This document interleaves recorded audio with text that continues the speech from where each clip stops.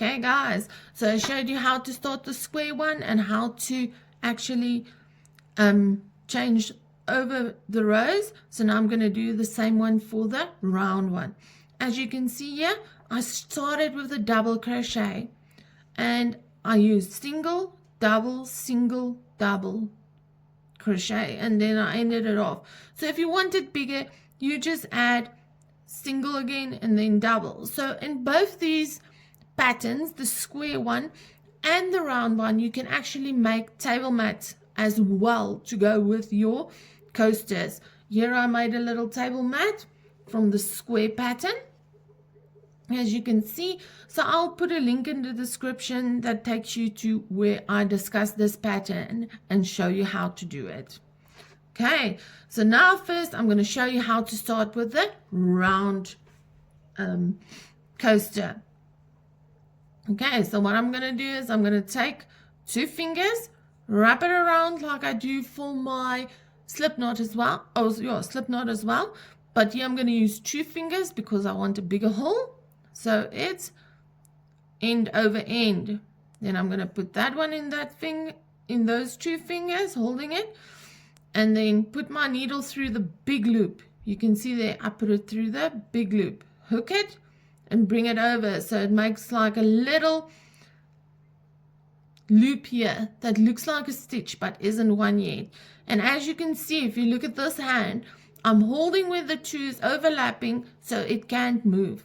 So like I said in the first one, this was very difficult for me when I started because it felt like I didn't have enough hands and toes and everything to hold it. So again, once it's looped and crossed over, I go to the side. I don't try and do it here by the crossover. I go to the side, hook it, bring it over so it looks like a little stitch there.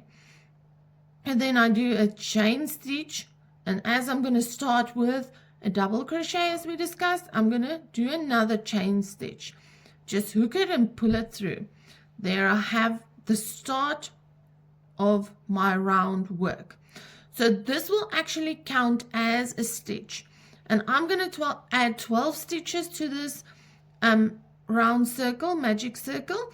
So 1, hook it around, go into the magic circle, hook it at the bottom, bring it back. So there's 3 stitches on this side of the magic circle.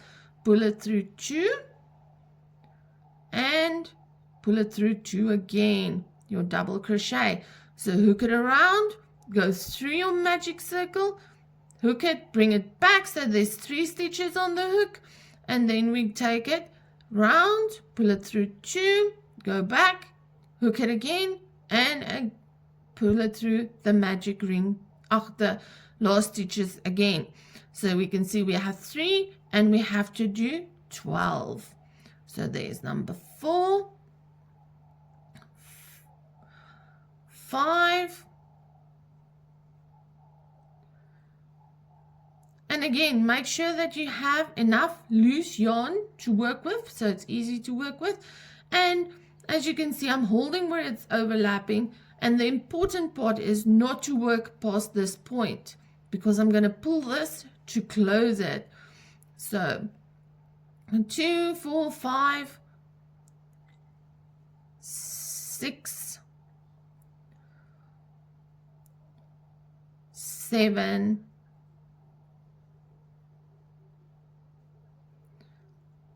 8,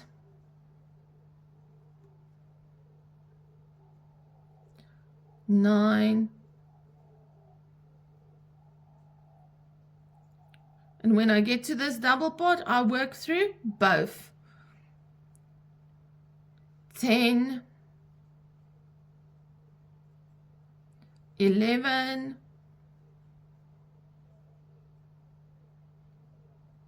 and 12. Okay, now when I get to this part, what I do is I take the small part or the small string and I just pull it. See how the hole disappears? I just bounce it and the hole disappears, looking a nice round. Now here I chained 1, 2 to start it, so I go under the 3rd stitch that I can see, which is basically your 1st stitch. If you look at it again, I'm going to show you again. 1, 2, I go under the third one, which is basically your first stitch, as those two were chains. I hook it, pull it through, and then I do not hook it again. I pull it straight through the second one. This is your slip stitch. Okay, now I have a stitch on there that's not really a stitch, as it's a slip stitch, and I'm going to chain 1 as I am going to start with a single crochet. And now I'm going to work 2 single crochets into every stitch. So this one is actually again going to count as a stitch. So I go into that same stitch, hook it around, come out, and hook it around, pulling through. I have 1 on the hook. I go into my second stitch, pull it through, hook it around, pull it through both, doing my single crochet. And see, I go into the same stitch that I just went into. So every stitch is worked twice. So at the end of this row, we are going to have 24 stitches. So our first row was 12. Now we're going to have 24 when we get to the finish. So 2, 4, 5, 6. And the secret is, do not try and be as tight as possible. Your stitches actually develop a lot nicer when you do not pull so hard on everything.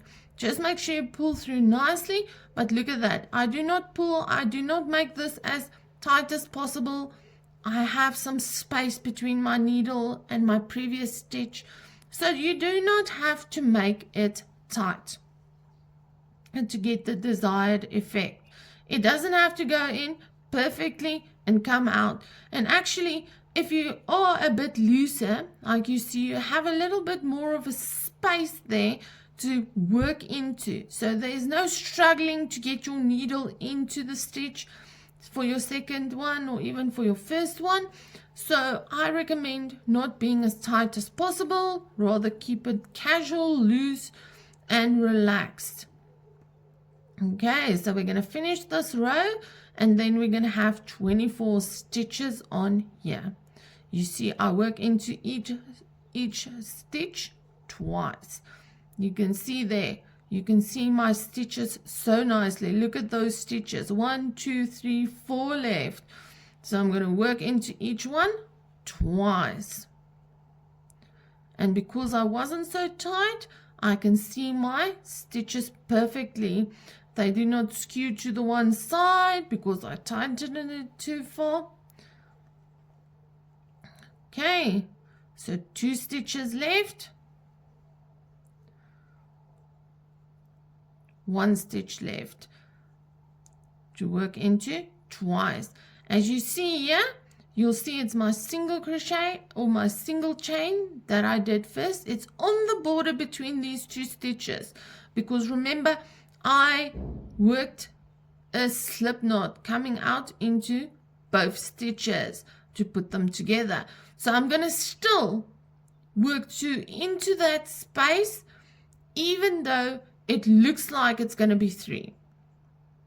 Okay, so I'm going to put 2 in that space, in that stitch, 1, 2, and now I have 24 stitches on my work. I'm going to skip that first chain because that's the upward chain that counts as a stitch. And I'm going to work into what is essentially the first stitch. So the second chain that I can see, the second stitch. Again, I'm going to show you nicely. There you can see it's a tiny chain that I used. So this is going to be the first stitch because that's the chain up that essentially counts as a stitch in the previous row.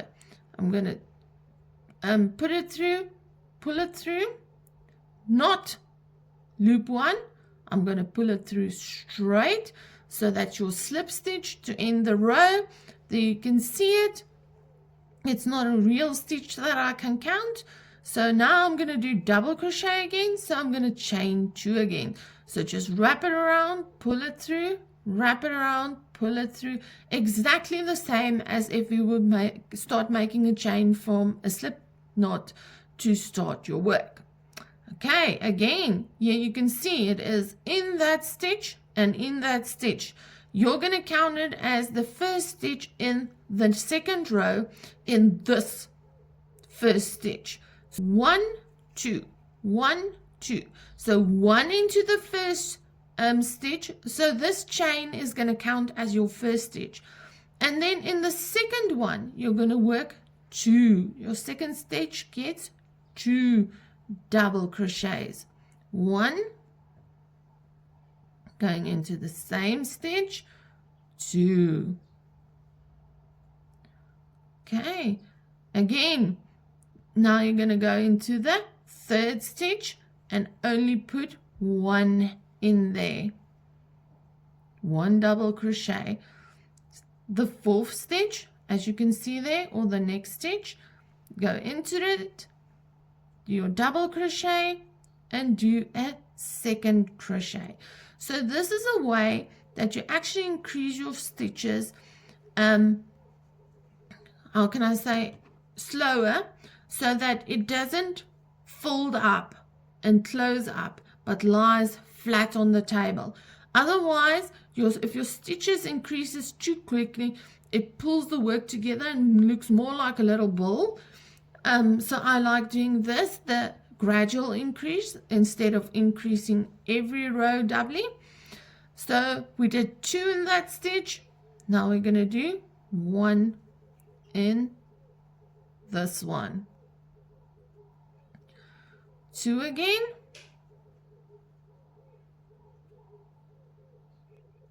okay, 1 in this one.